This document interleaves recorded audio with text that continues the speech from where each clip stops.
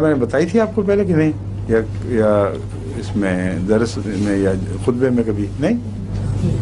کبھی نہیں تو پھر ضروری ہے بتانے والی، وہ تو ایک امانت ہے۔ ایسی عجیب روایت جو اکثر جو روایت خدا تعالیٰ کی طرف سے آتی ہیں وہ وہم و گمان میں ویسے آ ہی نہیں سکتی۔ میں نے دیکھا کہ میں رشیا کا نام تو نہیں ہے،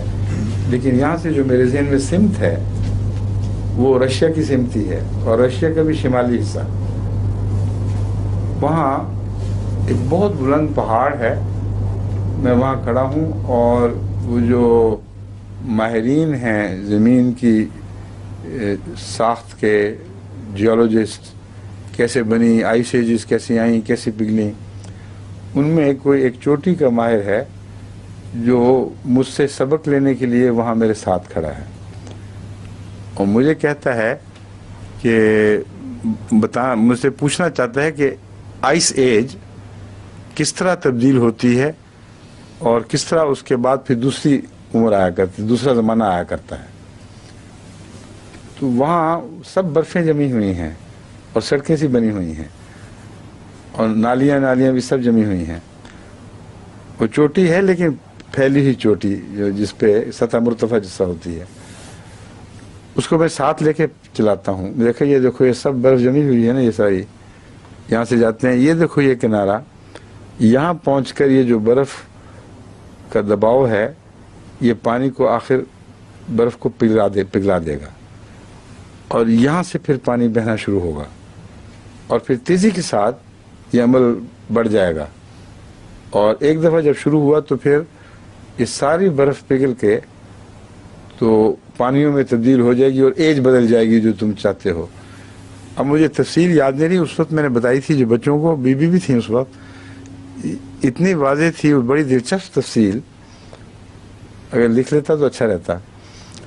تو اس کو میں سب سمجھا کر کہتا ہوں کہ یوں برفیں پگھلا کرتی ہیں، یوں آئس ایج یعنی برف کا زمانہ نسبتاً گرم زمانوں میں تبدیل ہو جاتا ہے۔ تو وہ تعجب سے میری طرف دیکھتا ہے، کہتا ہے درست ہے یہ بات، اب مجھے سمجھ آئی ہے۔ حالانکہ جیولوجسٹ وہ ہے اور بات بڑی سادہ سی ہے، لیکن صاف پتہ چلتا ہے کہ روحانی تبدیلی کی طرف اشارہ ہے، یعنی لوگ منجمد ہیں، کوئی ان میں گرمی نہیں ہے، کیسے ہوگی۔ اس کے بعد میں وہاں سے نیچے اترتا ہوں تو نیچے ہماری کار کھڑی ہے، اس میں سامان لدا ہوا ہے جیسے سفر کی تیاری ہو، اور بی وغیرہ بیٹھے ہوئے ہیں، مونا بھی اگلی سیٹ پہ ہے، پیچھے سامان بچے طوبہ وغیرہ سب پیچھے بھرے پڑے ہیں۔ تو میں یہ دیکھتا ہوں کہ وہ جو رشیا کے پہاڑ ہیں وہ برف پگھلنے کی بجائے، پہلے برف کا پگھلا ہوا نظارہ تھا نا، وہ چھوٹے پیمانے پر تھا،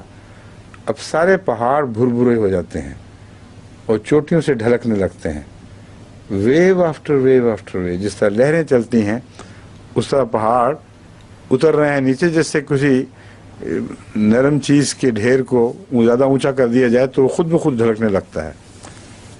اور وہ ایک سمت میں آ رہے ہیں، اور میں دور سے دیکھتا ہوں نظارہ تو ساری دنیا بھاگی جا رہی ہے، اس قدر پینک ہے، قیامت آئی پڑی ہے، اور دیکھتا اس سمت میں ہوں جس طرف یورپ کا باقی حصہ ہے، اور لوگ چھوڑ کے دوڑ رہے ہیں، اور لگتا ہے کہ اب یہ جو بھرتے ہوئے پہاڑ ہیں یہ ہر چیز کو اپنی لپیٹ میں لے لیں گے۔ اب اس وقت ہمارے ساتھی جو ہیں ان میں بھی مجھے تھوڑی سی گھبراہٹ ہوتی ہے کہ کیوں نہیں میں اب جلدی چل رہا۔ میں ان سے کہتا ہوں کہ مجھے کوئی فکر نہیں ہے، کیونکہ اللہ تعالیٰ نے وہ رستے بنائے ہوئے ہیں جن سے میں آرام سے نکل جاؤں گا، اس لیے کوئی گھبراہٹ نہیں۔ تو آرام سے بیٹھو، تیاری کرو، اور دروازے بند کر کے پھر ہم کار سٹارٹ کرنے لگتے ہیں تو بخواب ختم ہو گئی۔ اس سے میں یہ سمجھتا ہوں کہ وہ جو جنگ عظیم آئے گی آئندہ، اس میں کوئی دھماکہ رشیا کی طرف سے پہلے ہوگا، کوئی آغاز وہاں سے شروع ہوگا، اور پھر جس طرح پہاڑ بھرتے ہیں، مجھے بعد میں خیال آیا کہ یہ تو قرآن کریم میں جو یہ فرمایا ہے سورہ طٰہٰ میں، وَيَسْأَلُونَكَ عَنِ الْجِبَالِ قُلْ يَنْسِفُهَا رَبِّي نَسْفًا وَيَذَرُهَا قَاعًا صَفْصَفًا، تو یہ تو اس کی تعبیر ہے بالکل، اور وہ کھلا منظر ہے آئندہ قوموں کی ترقی اور ان کے تنزل کا، اور اسلام کے راستے میں جو حائل ہیں وہ پھر اسلام قبول کرنے کے لیے آمادہ ہوں گے جب وہ ان کے تکبر ٹوٹ جائیں گے۔ تو یہ رویا دراصل اسی کی تفسیر ہے، کس طرح پہاڑ بھرتے ہیں اور کس طرح وہ لیول ہونے لگتے ہیں۔ تو ہو سکتا ہے آغاز رشیا ہی کی طرف سے ہو کسی وجہ سے، ابھی تک تو دوستیاں ہیں لیکن ظاہری دوستیاں، حقیقی دوستی کوئی نہیں ہے۔ کوئی ایسا واقعہ ہو جائے وہاں اندرونی انقلاب آ جائے، سخت گیر لوگ دوبارہ حاکم ہو جائیں، کوئی اور ایسا واقعہ ہو جس کے نتیجے میں پھر وہ دھماکہ ہو جائے، تو یہ احتمالات سب احتمال نہیں بلکہ یقیناً ہونے والی باتیں ہیں جو آئندہ زمانے میں ہوں گے۔ اب اللہ بہتر جانتا ہے، ہم دیکھیں گے یا بعد میں لوگ آنے والے دیکھیں گے، لیکن انہوں نے مٹنا تو ہے ہی۔ یہ وہ آیت ہے جو